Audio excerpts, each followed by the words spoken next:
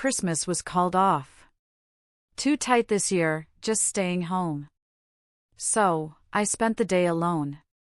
That night, my cousin sent a video, a packed house, turkey carved, family-only invites. Everyone was there except me. I kept quiet until my dad texted, "Could you help with the mortgage monthly?" I answered, "Ask the family you chose." Then I halted every payment and watched the fallout. Okay, listen. Can you imagine being told your family canceled Christmas because money was too tight, only to discover they were actually throwing a secret, extravagant party everyone but you was invited to? That kind of betrayal cuts deeper than any knife, and trust me, what happened next, it blew my entire world apart. I mean, what the hell happened next, right? My name is Brittany. I'm 28, and I used to believe, truly and deeply believed, that family was everything. Christmas, especially, was practically sacred in our home. I built my entire career around supporting my parents after my dad lost his job. So, when they told me Christmas was cancelled this year, that money was just too tight, I understood. I really did. I spent that Christmas day completely alone in my apartment, trying to make the best of it. And then I saw the video. Everyone was there.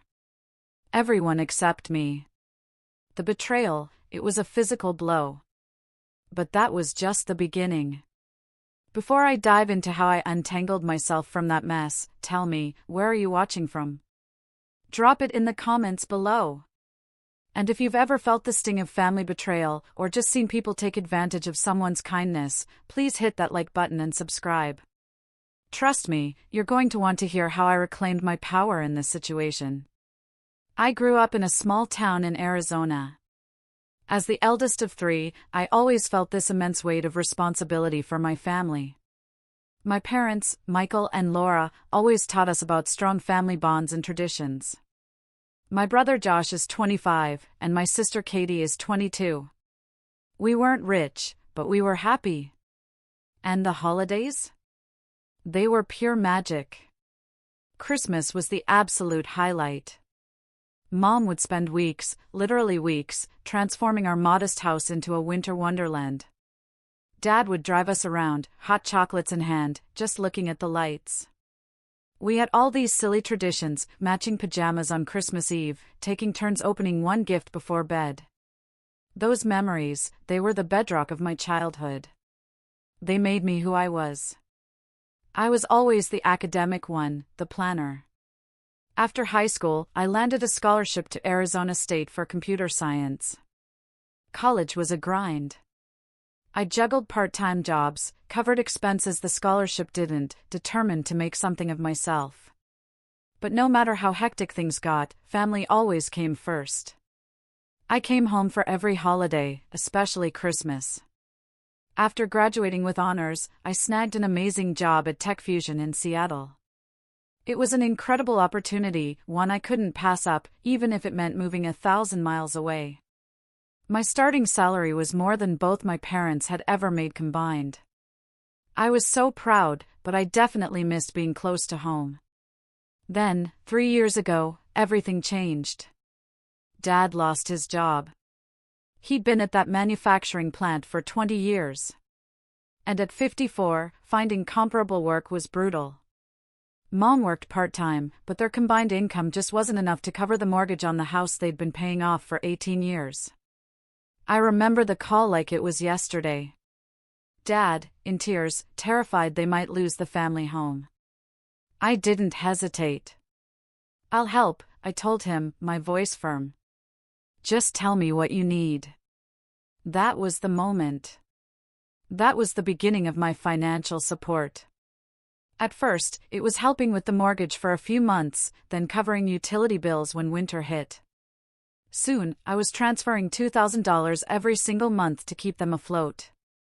"It's just temporary, princess," Dad would say. "Just until I get back on my feet." I never minded.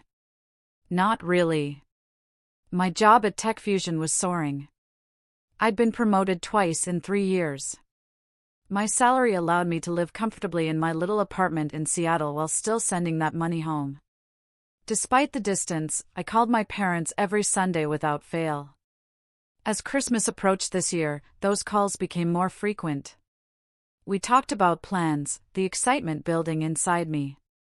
I hadn't been home in 6 months because of a massive project at work, tons of overtime, every weekend booked. The thought of Christmas with my family, finally seeing everyone, that's what kept me going through those crazy, stressful weeks. I can't wait to see everyone. I gushed to Mom in early December. I've been putting aside money all year just for gifts. We've missed you, sweetie, she replied, her voice soft. Katie keeps asking when you're coming home. I spent hours online, meticulously choosing the perfect gifts. For Dad, a premium fishing gear set he'd wanted forever. For Mom, a beautiful silver locket with pictures of all her children inside. For Josh, the latest gaming console. For Katie, still in college, a brand new laptop. I even bought special gifts for my aunts, uncles, and cousins, imagining them all gathered at our house on Christmas Day. The cost was significant, no doubt, but I'd budgeted carefully. After a year of pouring my money into my family and barely taking a single vacation day, I felt like I deserved to splurge a little. I booked my flight for December 23rd, planning to stay through New Year's Day. 10 full, glorious days with the people I loved most. My apartment in Seattle is modern, but it lacks the warmth of home. I put up a small artificial tree, hung a wreath, but it wasn't the same as Mom's elaborate decorations. I worked extra shifts, cleared my schedule, often staying until 9 or 10 at night. My boss, Samantha, noticed. "You're really pushing yourself, Brittany," she commented one evening. "Make sure you enjoy your time off. You've earned it." "I will," I promised, a genuine smile on my face. Christmas with family is worth every late night. As December really kicked in, I found myself daydreaming constantly. Sledding with Josh and Katie at Pinehurst Hill, just like when we were kids. Helping Mom bake her famous gingerbread cookies while Dad secretly snuck bites of dough. All of us gathered around the fireplace, opening gifts, Christmas music playing softly. The anticipation of those moments, it was like a warm blanket. This year had been tough, and the weight of financially supporting my family sometimes felt crushing. But the thought of their faces when they opened their gifts, the hugs and laughter we'd share, it made everything worthwhile. Christmas was going to be my reward for all the sacrifices. 2 weeks before my flight, I shipped those carefully wrapped gifts to my parents' house. I sent Mom a separate text asking her to keep them hidden. "These are special," I wrote, my heart fluttering with excitement. "I can't wait to see everyone's reaction." That was the last normal conversation we had before everything changed. The call came on a Wednesday evening, just 11 days before Christmas. I had just gotten home from work, utterly exhausted. My phone rang with Mom's familiar ringtone, and I answered, a smile already forming, expecting to discuss final holiday plans. "Brittany, honey." Mom's voice sounded strange, hesitant. "I need to talk to you about Christmas." Something in her tone made me sit down abruptly on my couch. "What about it? Is everything okay?" "Well, your father and I have been talking, and we think it might be better to skip the big celebration this year. Money's just too tight, and we're feeling overwhelmed." I frowned, utterly confused. "Mom, I've been helping with bills all year. I'm happy to bring extra for the holidays." "It's not just that," she continued, her voice still oddly distant. "We're just going to stay in this year. Nothing special. Maybe it's better if you save your vacation days for another time." This didn't make any sense. Christmas was our most important tradition. We'd celebrate it even during the toughest financial times when I was growing up. "Mom, I already bought all the gifts. They're on their way to you now, and my flight is booked for next week." She sighed. "The gifts are too much, Brittany. We can't match that kind of spending, and it makes everyone uncomfortable. I don't expect anything in return." I insisted, a cold knot forming in my stomach. I just want to see everyone. We can do a simple celebration. I'll even cook dinner myself." There was a muffled conversation on the other end. Then Dad's voice came on the line. "Princess, listen," he said, using my childhood nickname. "We're just staying in this year. Nothing special. Just a quiet day for your mother and me. But what about Josh and Katie, and the cousins? We always spend Christmas together." "Everyone understands," he said, his voice firm. "It's just 1 year. We'll do something next summer instead, when things aren't so hectic." I tried every angle. I offered to book a restaurant. I suggested I could come for just 3 days instead of 10. I even proposed a small gathering with just immediate family. Each suggestion was gently but firmly declined. "We're just staying in" became their mantra. Nothing special this year. By the end of the call, I felt utterly deflated, but I tried to be understanding. Times had been tough for them, and maybe the pressure of hosting Christmas was just too much. Still, it seemed extreme to cancel the entire celebration rather than just scaling it down. "I can still send the gifts, right?" I asked before hanging up. "If you want to," Mom replied, sounding strangely disinterested. "But don't expect anything elaborate in return." After the call, I sat on my couch staring at my small Christmas tree. The excitement I'd felt for weeks had evaporated, replaced by confusion and disappointment. I tried to be mature about it. After all, my parents were under financial stress, and I, of all people, understood that reality. The next day, I called the airline, canceled my flight. The representative informed me I'd receive a credit for future travel, but no refund. Another disappointment. What would I even do with 10 days of approved vacation time now? I texted my siblings to see if they knew about the cancellation.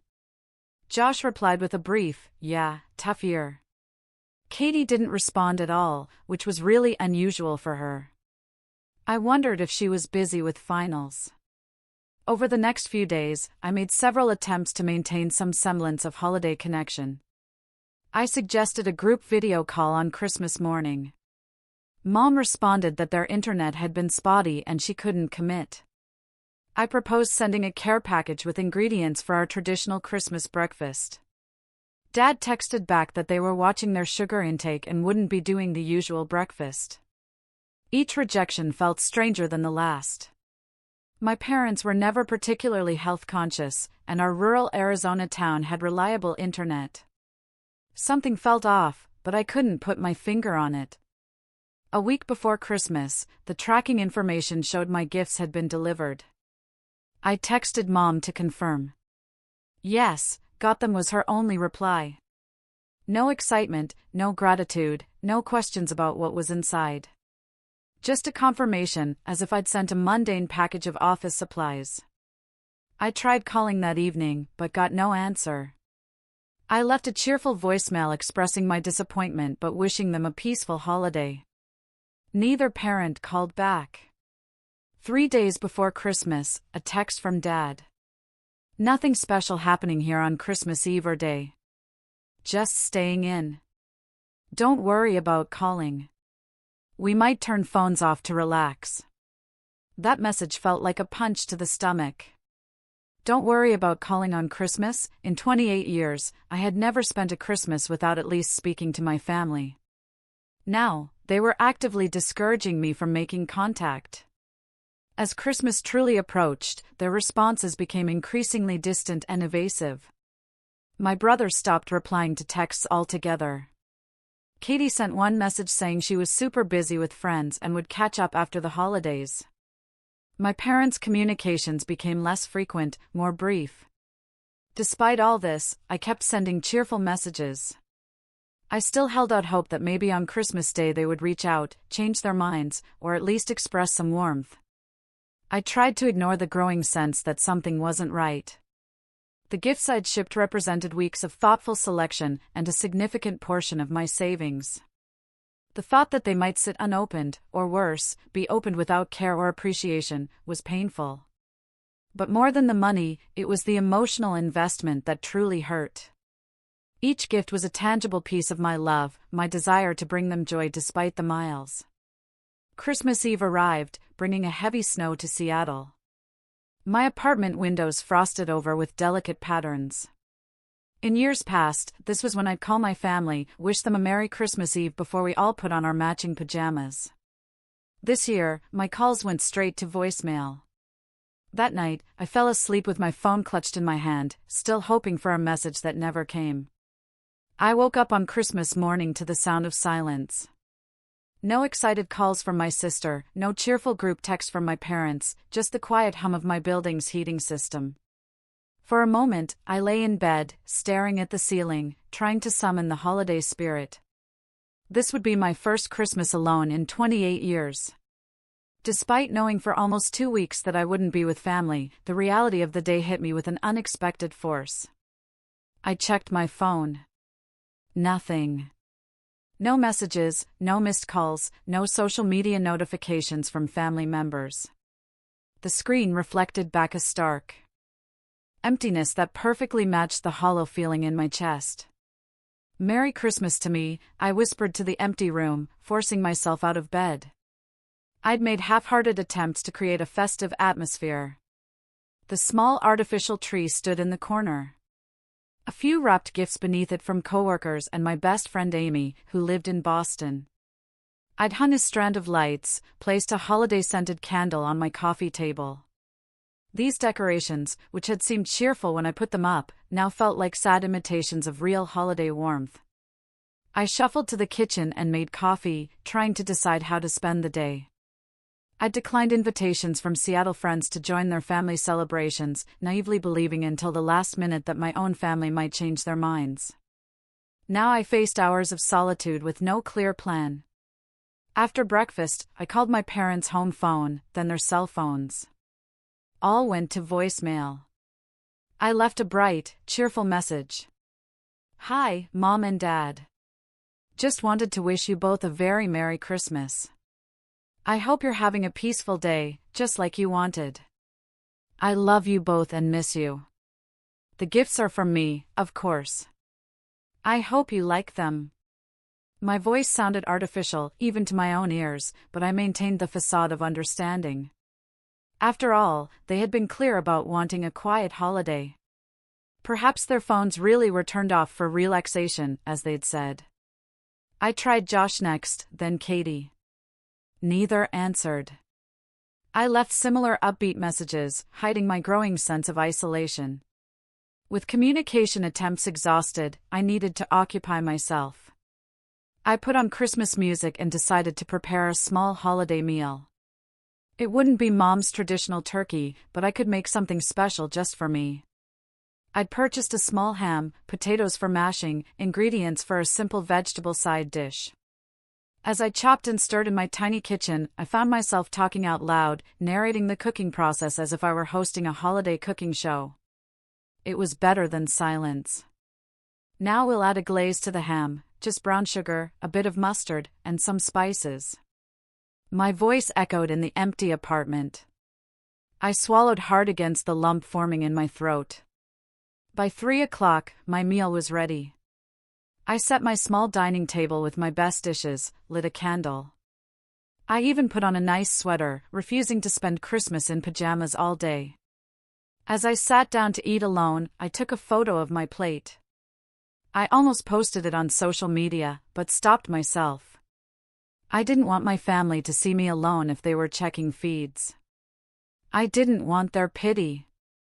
The food was good, but it tasted like nothing.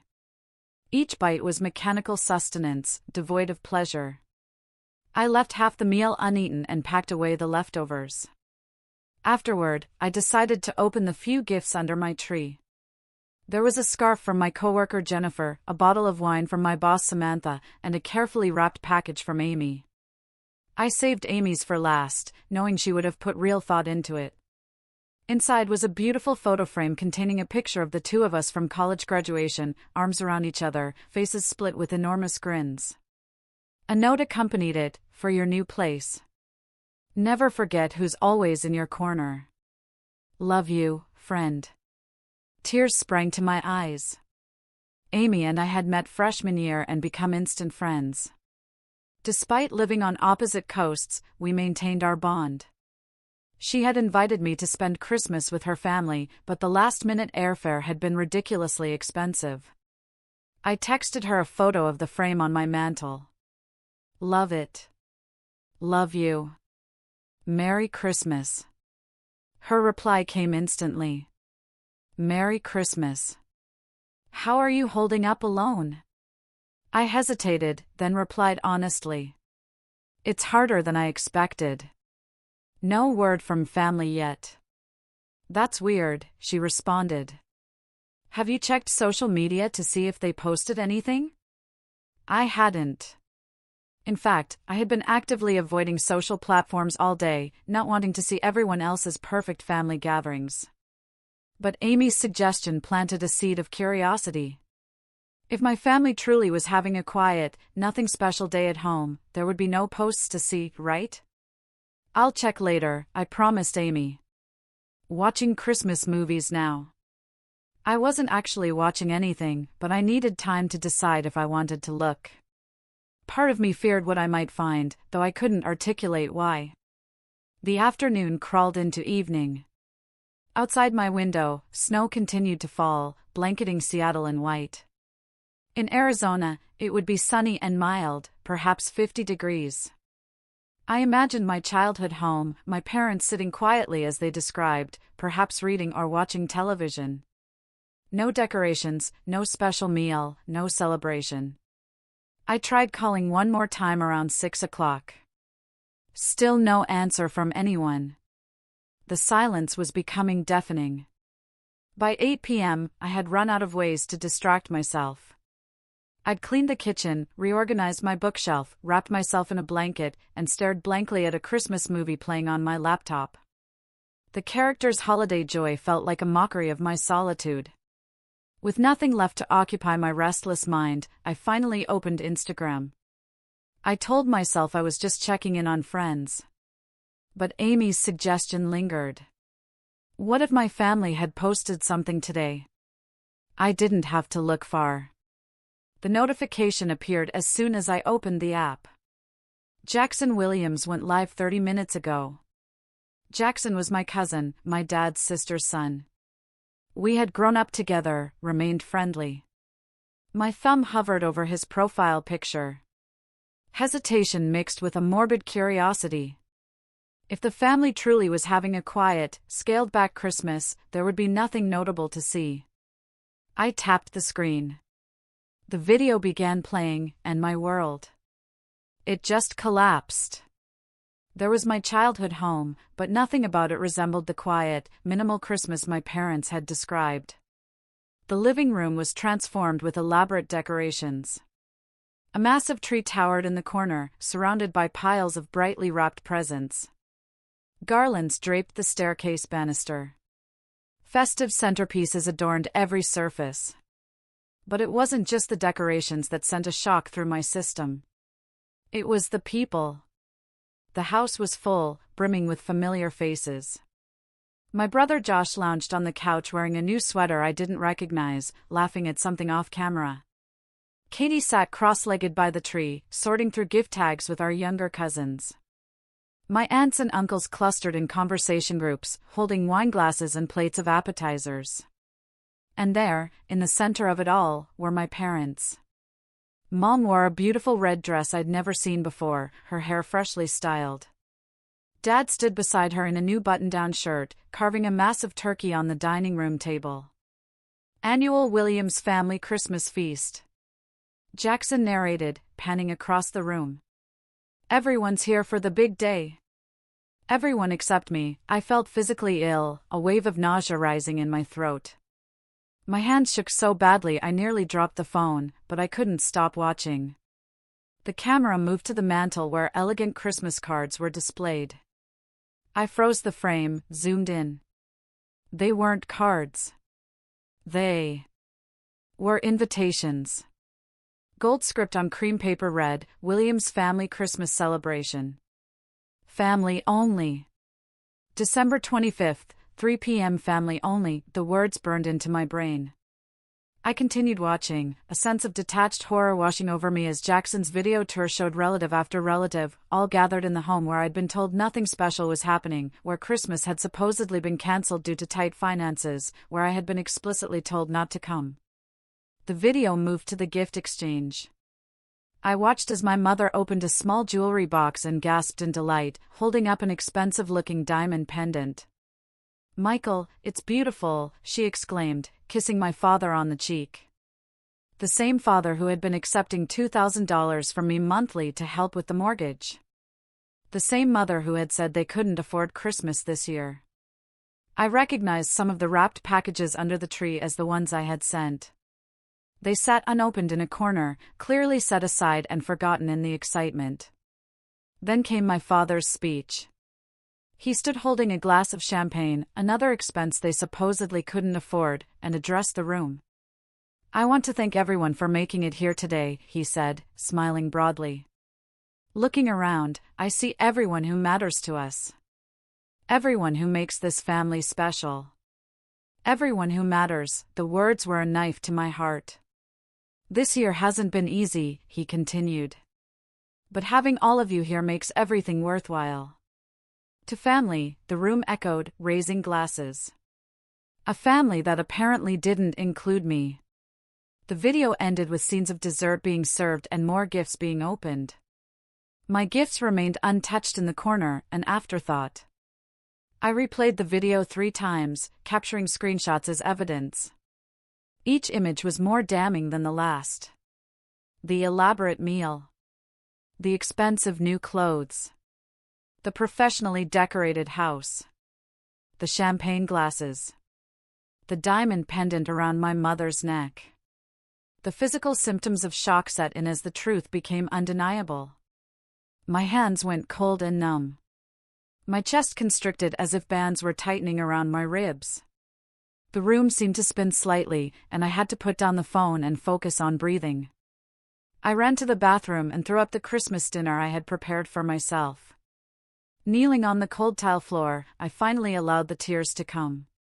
They weren't gentle tears of sadness, but harsh, body-racking sobs of pure, raw betrayal. 3 years of financial support. 3 years of sacrificing my own savings to help them make ends meet. 3 years of believing I was an essential part of keeping my family afloat. And all of it, apparently, a lie. They hadn't cancelled Christmas because they couldn't afford it. They had simply cancelled Christmas with me. After the initial shock subsided, I returned to Instagram with a methodical determination. I checked my brother's profile. He had posted earlier in the day, "Best Christmas ever with a fam." The photo showed him with our parents and sister, all wearing matching Christmas sweaters, all smiling broadly. I checked Katie's stories. She had documented the entire day, from breakfast preparations to gift opening.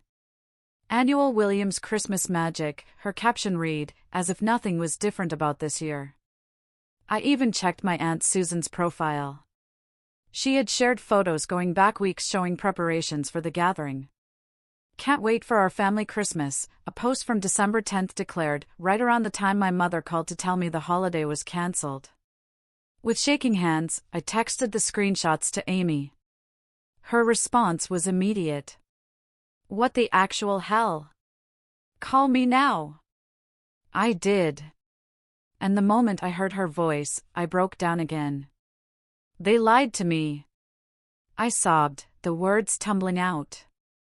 "They told me Christmas was cancelled, that they were just staying in, that money was too tight. And they're all there without me." "Oh my God, Brittany," Amy whispered, her voice filled with disbelief. I don't even have words. I've been sending them money every month." I continued, the words pouring out between sobs.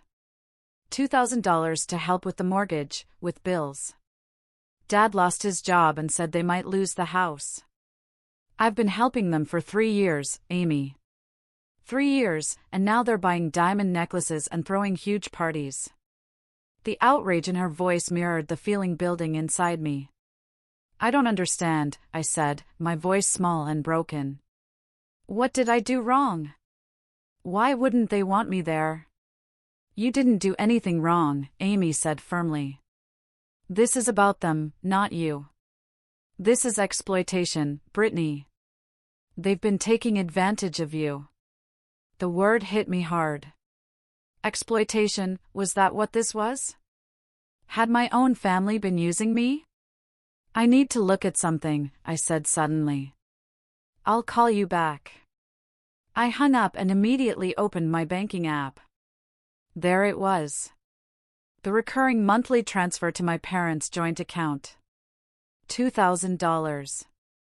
On the first of every month, for the past 36 months. $72,000 total. I scrolled through my text history with my father. Every month, like clockwork, a thank you message after the transfer. This helps so much, princess. Don't know what we'd do without you. Just until things turn around. I searched my email for receipts of additional financial help. I'd provided extra money for car repairs, medical bills, property taxes, thousands more beyond the regular transfers. Money I could have saved for my own future. Spent believing I was helping keep my family stable. The betrayal cut deeper with each revelation. This wasn't a one-time exclusion.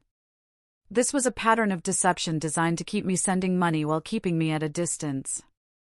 I called Amy back. I need to see how long this has been happening, I told her, my voice now eerily calm. The tears had stopped, replaced by a cold, focused anger. What are you going to do? She asked. I'm going to find out the truth, I replied. All of it.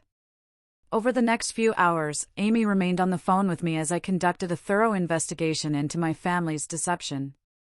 The more I uncovered, the more extensive the betrayal appeared to be.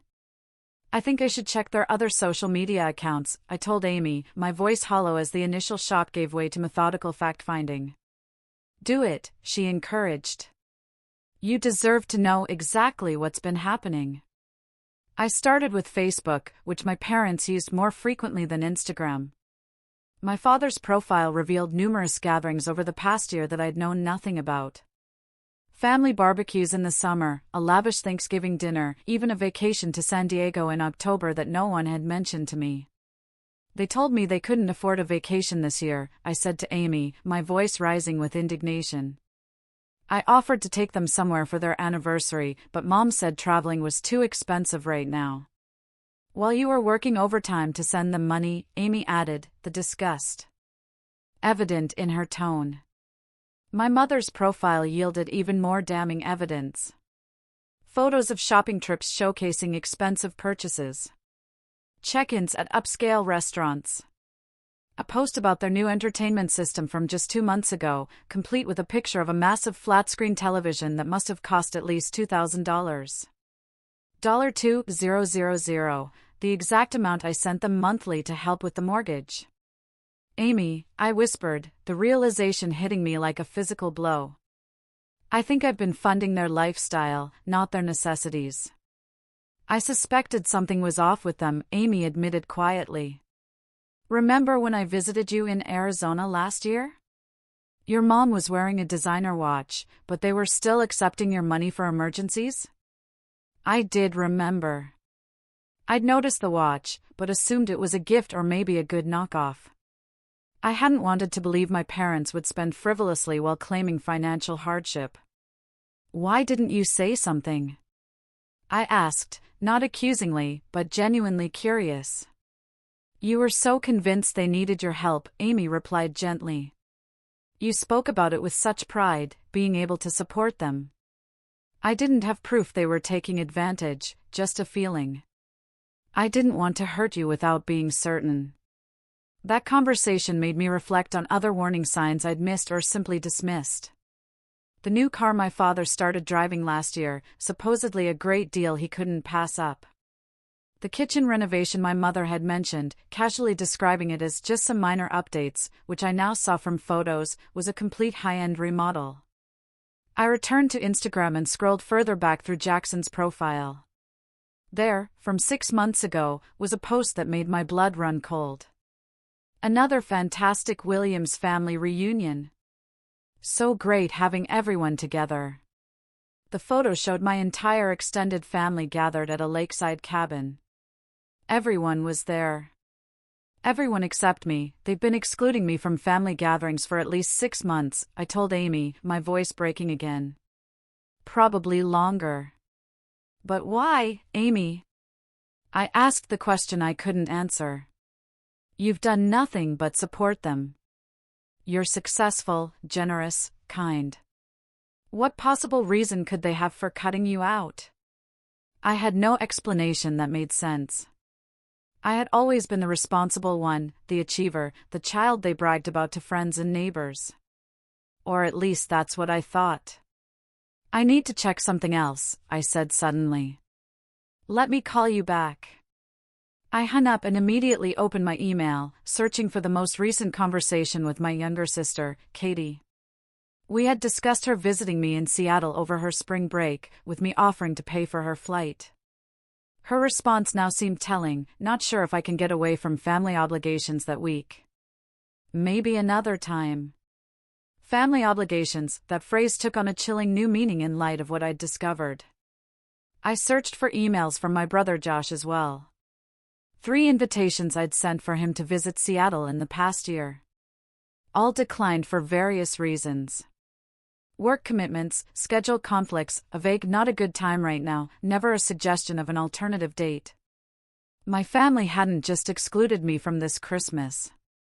They had been systematically cutting me out of their lives while continuing to accept my financial support.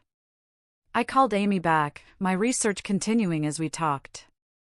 I'm looking at my financial statements from the past 3 years, I told her. After the monthly transfers to my parents and the extra emergency help, I've given them nearly $80,000. Jesus Christ, Amy breathed. That's a down payment on a house. That's a huge chunk of retirement savings. Meanwhile, I continued, pulling up property tax records online. There's no indication they were ever in danger of losing their house. The mortgage payments have been made consistently. No liens, no penalties, nothing to suggest financial distress. They lied about the fundamental reason you were sending money, Amy stated flatly. That's not just taking advantage, Brittany. That's fraud. The word hung between us, harsh but accurate. My own parents had defrauded me, their daughter, of tens of thousands of dollars while systematically excluding me from family life. I kept making excuses for why I couldn't visit more often, I realized aloud. Work was too busy. Seattle weather made travel unpredictable. But they never invited me home, Amy. Not once in the last year did they actually ask me to visit. Because they didn't want you to see how they were living, Amy concluded. You might have noticed the disconnect between their claimed financial hardship and their actual lifestyle.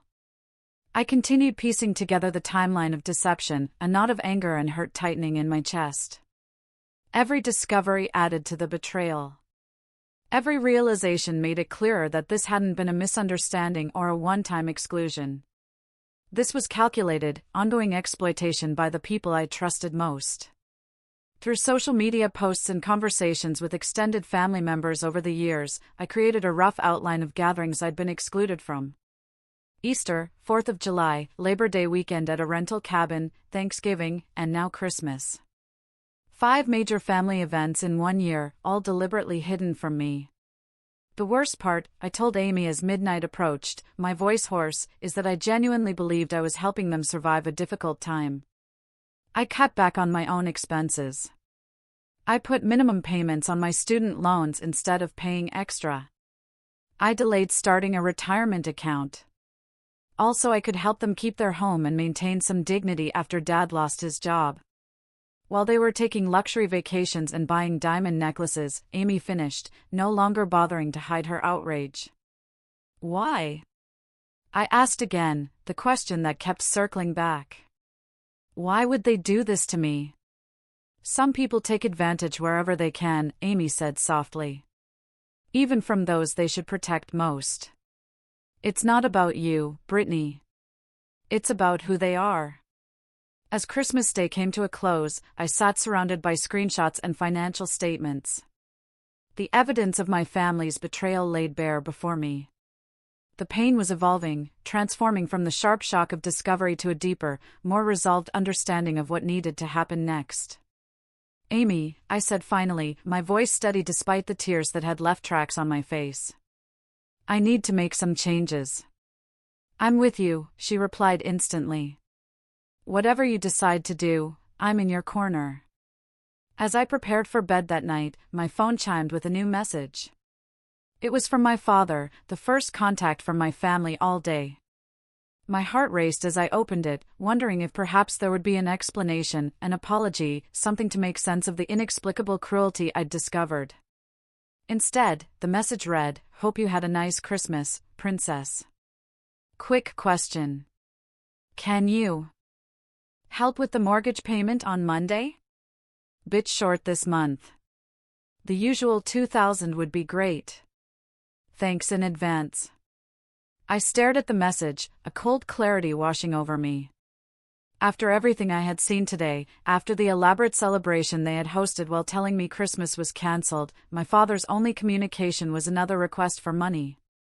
In that moment, something shifted permanently inside me. The last lingering doubt about what I needed to do vanished. I didn't reply to the text. Not yet. First, I needed a plan. I spent the next 3 days in a state of focused determination, ignoring all attempts at communication from my family.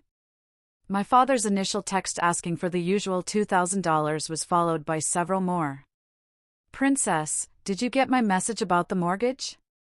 We're counting on that transfer going through Monday. Is everything okay? You usually respond right away." My mother texted as well, "Sweetie, Dad says you haven't confirmed the money transfer. Is everything all right? We need to pay the mortgage." Even my siblings, who had been radio silent on Christmas Day, suddenly found time to check in. "Hey sis, hope your Christmas wasn't too lonely," wrote Josh. "Parents seem worried about reaching you." Katie's message was similar. "Mom's freaking out that you're not responding. Everything okay?" I read each message with a detached interest, noting that their concern was entirely focused on the status of the money, not on my well-being after spending Christmas alone. Not one message mentioned the family gathering I'd been excluded from. Not one acknowledged the lie about Christmas being cancelled. I didn't respond to any of them. Instead, I consulted with two important people. First, I met with a financial advisor at my bank. I brought the documentation of all transfers to my parents over the past 3 years. "Were these loans or gifts?" the advisor asked, reviewing the substantial amounts. "They were presented to me as emergency assistance for my parents who were in danger of losing their home," I explained. "But I've recently discovered they were never in financial distress." The advisor nodded sympathetically.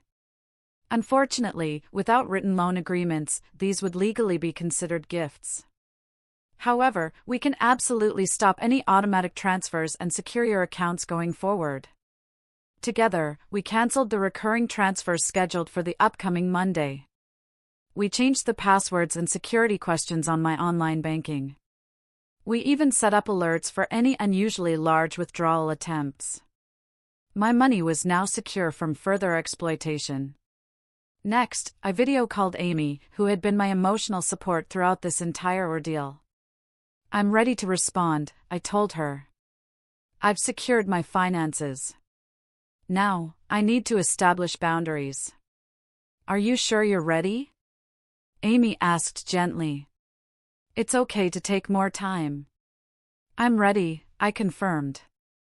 "If I wait any longer, they'll just find another excuse for why they need money.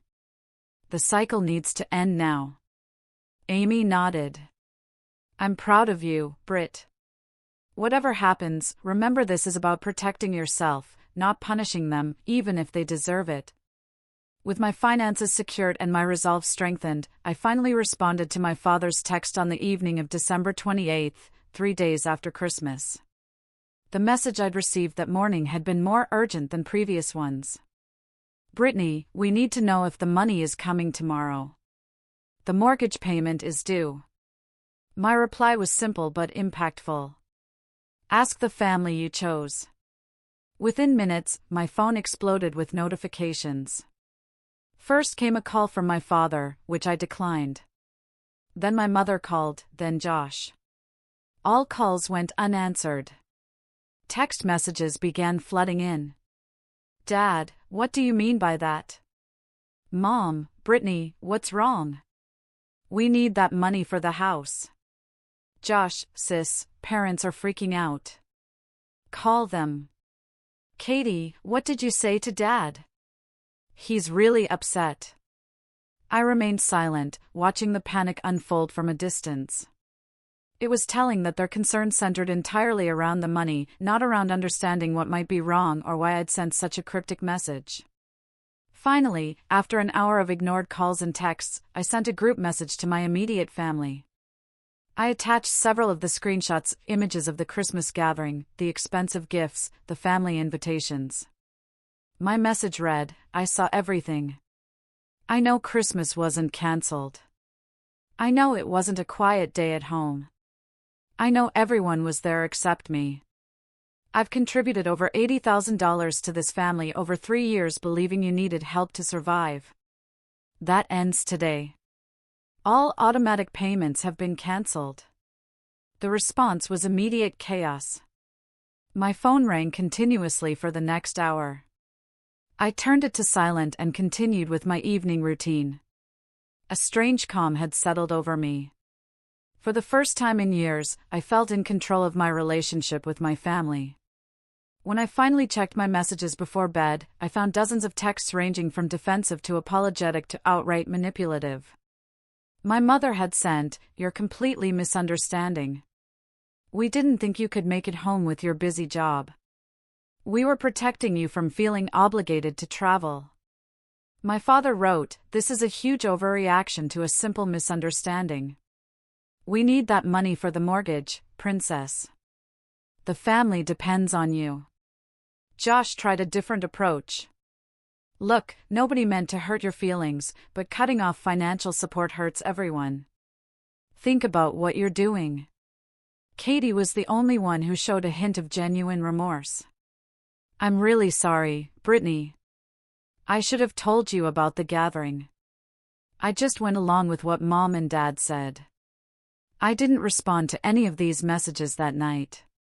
Instead, I drafted emails to my landlord, utility companies, and other regular expenses, explaining that payments from my account might be attempted by unauthorized individuals and should be declined without verbal confirmation from me directly. I couldn't put it past my family to try accessing other accounts or setting up payments without my consent. The next morning, I had a voicemail from my mother that revealed more than she likely intended. "Brittany, you need to stop this tantrum immediately." Her voice was tight with anger rather than concern. "Your father and I have supported you your entire life, and this is how you repay us? By abandoning your family over a silly Christmas party? We have the mortgage payment plus the property taxes coming up, and we just put a deposit down on a Tahiti cruise for February. We can't afford all this without your help. Call me back immediately." A cruise. They had booked a cruise while telling me they couldn't afford Christmas. The final piece of confirmation I needed. Instead of calling my mother back, I made an appointment with a therapist specializing in family trauma. I knew I would need professional support to process the magnitude of this betrayal and to maintain the boundaries I was establishing. That afternoon, I received a call from an unexpected source, my father's sister, Aunt Sandra.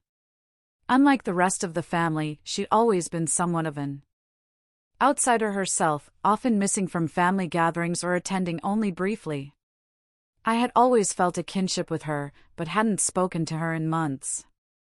"Brittany," she said when I answered, her voice gentle. "I heard what happened. Your cousin Jackson told me you saw his Christmas video and that you weren't invited. I want you to know I had no idea they told you Christmas was cancelled." Her words held a ring of truth that had been absent from my parents' explanations. "I've been sending them money for years, Aunt Sandra," I confessed, my voice shaky. They told me they were about to lose the house after Dad lost his job. There was a long pause before she replied. Your father didn't lose his job 3 years ago, Brittany. He took early retirement with a pension package. They've never been in danger of losing the house. The revelation hit me like a physical blow. Not just manipulation of the truth, but an outright fabrication of the very premise that had led me to provide financial support in the first place.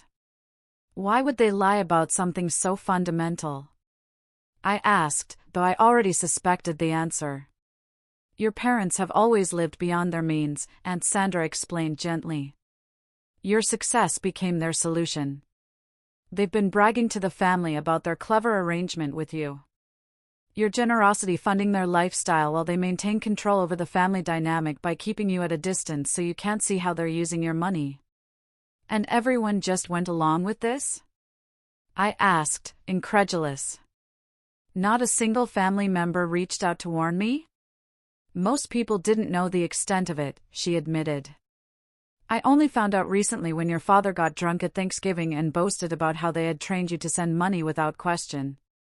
It made me sick, but I didn't have your contact information to warn you. Her honesty, painful as it was, provided the external validation I needed. This wasn't a misunderstanding or an overreaction on my part. This was deliberate exploitation by my parents, enabled by the silence of family members who either didn't know the full truth or chose not to interfere. Thank you for telling me, I said sincerely. It helps to know I'm not crazy for feeling betrayed. You're not crazy, Aunt Sandra assured me. And you're not alone. I've often been the family outcast myself for questioning your parents' behavior over the years.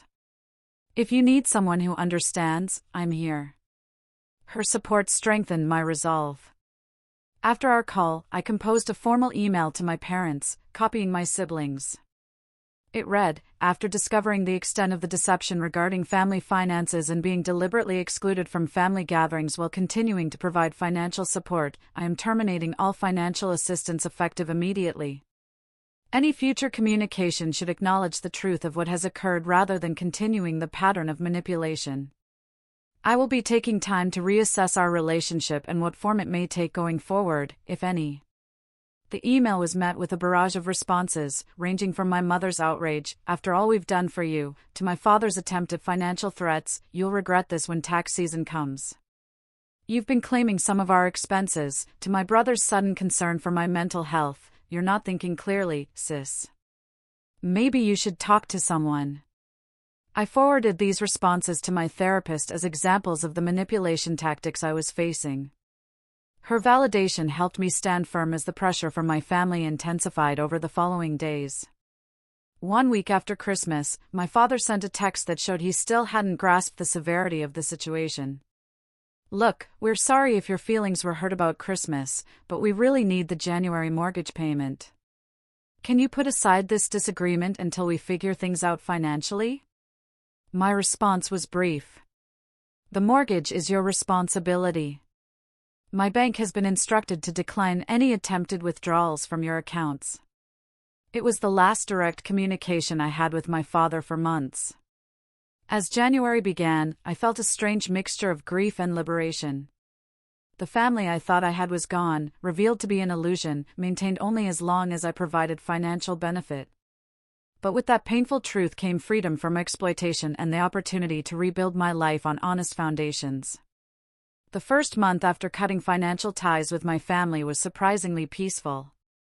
After the initial flood of calls and messages, there was radio silence from my parents and brother. Only Katie sent an occasional text, usually just to check if I was still mad. I responded politely, but maintained my distance, explaining that this wasn't about anger, but about fundamental trust and respect. I'm not mad, Katie, I wrote. I'm protecting myself from further exploitation. There is a difference. As February approached, I began hearing updates through Aunt Sandra, who had become an unexpected ally. According to her, my parents were experiencing the natural consequences of losing their daughter ATM. They missed the January mortgage payment, she told me during one of our weekly calls. Are people giving them money? I asked, concerned that someone else might be manipulated as I had been. "No," she said with a hint of satisfaction. "Your courage in standing up to them exposed their pattern. Nobody wants to be the next Britney." While I took no pleasure in my parents' financial struggles, there was a certain justice in them finally facing the reality of their own financial choices. For too long, they had lived beyond their means with my unwitting support. Now, they would need to adjust their lifestyle to match their actual income, or find another source of funding. In my own life, I began experiencing the benefits of reclaiming my finances. For the first time in 3 years, I had an extra $2,000 each month to allocate toward my future rather than my parents' fabricated emergencies. I increased my retirement contributions, began building an emergency fund of my own, and even started researching first-time home buyer programs. "It's amazing how much more secure I feel financially," I told Amy during one of our video calls. I hadn't realized how much stress I was carrying, always worrying about their next crisis. "That's because there was always a next crisis," Amy pointed out. By design. She was right. Looking back, there had always been some urgent need just after I'd recovered from the previous expense. A broken water heater, car repairs, medical bills not covered by insurance. Each crisis carefully timed to maximize my sense of obligation while preventing me from questioning the pattern. February brought another update from Aunt Sandra. My parents had cancelled their cruise, unable to make the final payment without my contribution. This news came with a screenshot of a social media post from my mother lamenting that they had to cancel due to unexpected family issues. The subtle attempt to blame me for their situation might have hurt me months earlier, but now I recognized it as another manipulation tactic and let it go. Through weekly therapy sessions, I began to understand the dysfunctional dynamics that had allowed this situation to develop. I learned about financial abuse, typically discussed in the context of romantic relationships, but equally applicable to my family situation. I explored my need for approval and my tendency to overfunction as the responsible one in relationships. Most importantly, I began to recognize that I deserved relationships based on mutual respect rather than exploitation. "Your generosity isn't the problem," my therapist assured me. "Your boundaries were, but you're fixing that now, and that's tremendous growth." By March, I had established new traditions and connections that began filling the void left by family estrangement. I joined a hiking group that met weekly to explore trails around Seattle. I accepted dinner invitations from coworkers I'd previously declined in favor of video calls with family who now seemed to have had little genuine interest in my life. I even started dating again after a 2-year hiatus, meeting a kind environmental engineer named David, who valued honest communication above all else. "I've been so focused on proving my worth through sacrifice," I told him on our third date, having shared a simplified version of my family situation. "I forgot that relationships should add to your life, not drain it." "Healthy love multiplies resources," he agreed. "It doesn't deplete them." As spring approached, I received the first communication from my family that wasn't centered around money or manipulation. It came from my brother Josh, a handwritten letter that arrived at my apartment in early April. "I've been thinking a lot about Christmas and everything that happened after," he wrote. "At first, I was angry with you for cutting off mom and dad financially, but the more I've watched them scramble and blame everyone but themselves, the more I've realized you might have been right all along. They told us you couldn't come for Christmas because you were too busy with work and didn't want to be bothered with family stuff. We believed them because it was easier than questioning. I'm sorry for my part in hurting you. I should have reached out directly instead of accepting their version of reality." The letter continued with details of how my parents' financial situation had deteriorated. They had downsized to a smaller car. They were considering selling the house and moving to a condo. They had started arguing constantly about money, each blaming the other for spending habits that could no longer be sustained without my subsidies. "I don't tell you this to make you feel guilty," Josh clarified toward the end. "You have nothing to feel guilty about. I tell you so you know that your decision forced some necessary changes. Maybe in time they'll learn from this. Maybe not. Either way, I'd like to have a relationship with my sister again on healthier terms." I cried after reading his letter, not from pain, but from the validation it provided. Then I called him. Our first real conversation in nearly 4 months. I never wanted to hurt anyone, I told him after we'd exchanged awkward greetings. I just couldn't keep sacrificing myself for people who didn't even want me around. I know that now, he said quietly. And for what it's worth, I did want you around. I just didn't stand up to Mom and Dad when I should have. It wasn't complete healing, but it was a start. A small bridge being rebuilt between siblings who had been manipulated into distance by parents with ulterior motives. Katie followed with her own olive branch a few weeks later. A text message admitting she had known Christmas wasn't really cancelled. I was selfish, she confessed.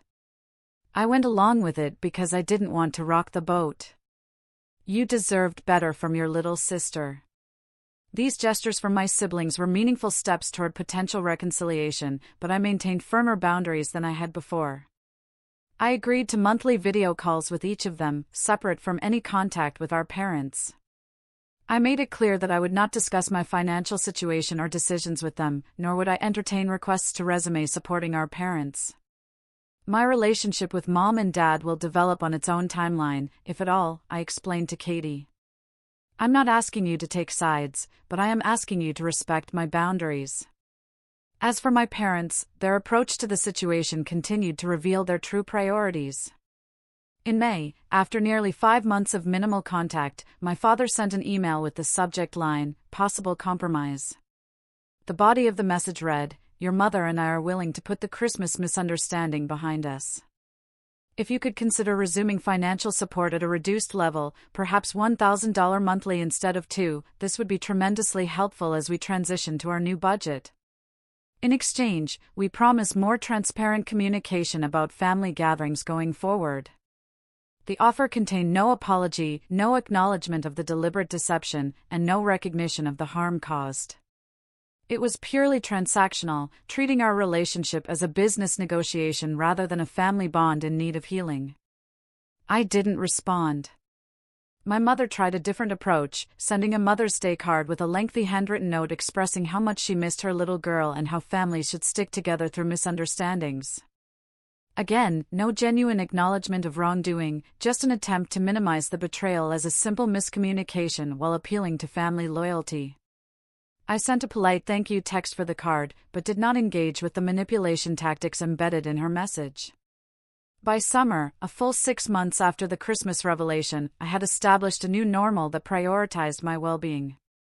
My finances had never been healthier.